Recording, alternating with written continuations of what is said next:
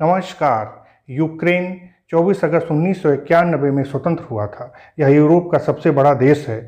इसकी सीमा रूस, Belarus, Poland, Slovakia, Hungary, Romania, Moldova तथा काले सागर से मिलती है। स्वतंत्रता के बाद से किसी भारतीय प्रधानमंत्री पहली बार यूक्रेन की यात्रा किया है। यूक्रेन युद्ध में पूरी तरह बर्बाद हो चुका है। ऐसे वक्त में भारतीय प्रधानमंत्री मोदी जी का दौरा काफ़ी अहम है।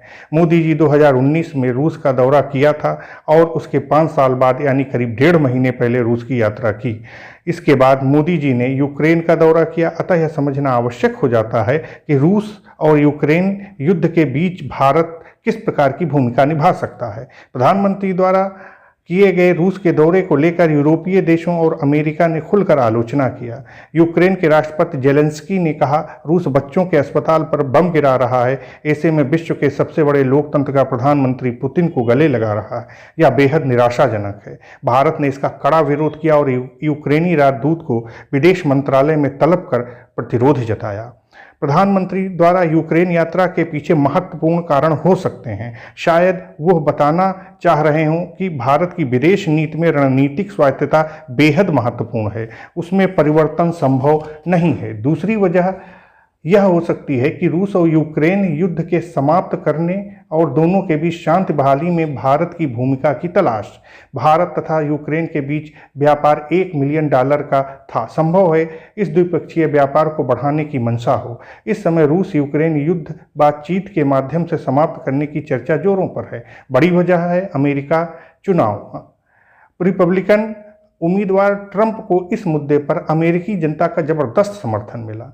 यूक्रेन के विदेश मंत्री हाल ही में चीन की यात्रा किया, लेकिन ग्लोबल साउथ के देशों में भारत की पकड़ चीन से कहीं अधिक मजबूत है। क्योंकि पश्चिमी देश चीन को विस्तारवादी देश मानते हैं, तो वहीं ग्लोबल साउथ देश चीन को अपना वर्चस्व कायम करने वाला देश मानते हैं। यहाँ पर यह भी जानना आवश्यक है कि चीन रूस का सबसे बड़ा साझेदार देश है। ये सारी परिस्थितियाँ वर्तमान में रूस यूक्रेन टकराव को रोकने के लिए भारत को सर्वाधिक भरोसेमंद मध्यस्थ बनाती हैं।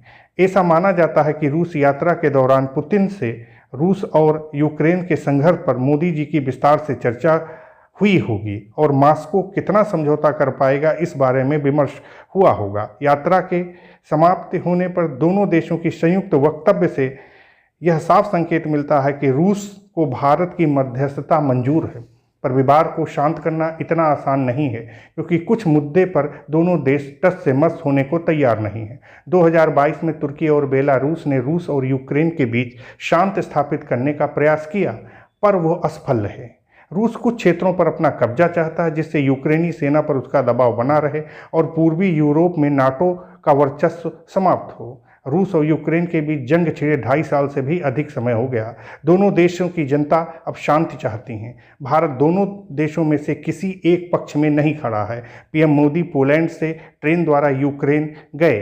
पोलैंड से यूक्रेन तक ट्रेन द्वारा यात्रा को आयरन डिप्लोमेसी कहा जाता है, क्योंकि हवाई क्षेत्र पूरी तरह बंद है। अतः विश्व के तमाम नेता ट्रेन द्वारा की जाते हैं। हाल फिलहाल में यूक्रेन ने रूस के कुर्स्क क्षेत्र पर कब्जा कर लिया है। पर इन परिस्थितियों में यह देखना आवश्यक होगा कि मोदी जी जेलेंस्की से क्या अपील करेंगे। फोकस इंडिया से मैं AK सिंह।